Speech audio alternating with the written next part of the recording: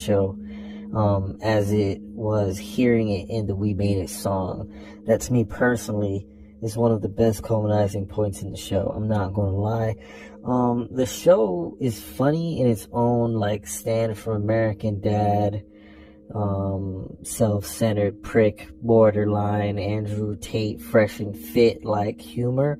But other times, it goes a bit too far and just spews levels of vulgarity or violence on par with the present onset of South Park and Family Guy nowadays, where whole episodes or segments are just over the top insults that don't hit their mark and are just weird ideas that kind of should have never been aired.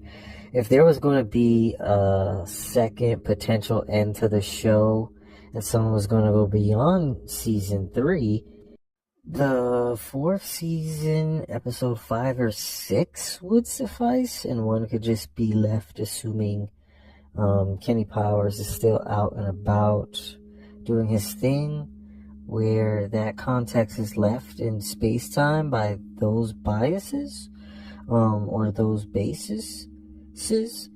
But for the average viewer, they may not finish the show, or if they do, I fear and feel like most people would give this show like a 7.6 out of 10, maybe even lower, but I feel like being as fair as possible, about a 7.6. At least that is what I'd give it, being as honest as possible.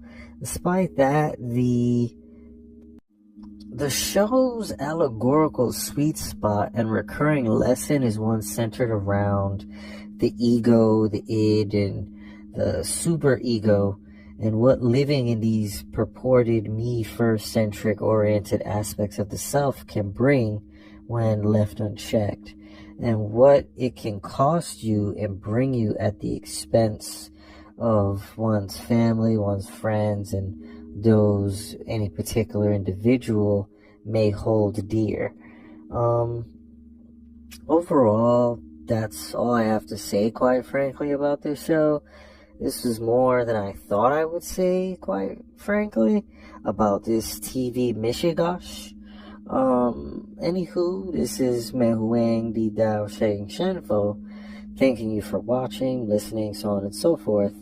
And I hope you have a wonderful day. I'm out.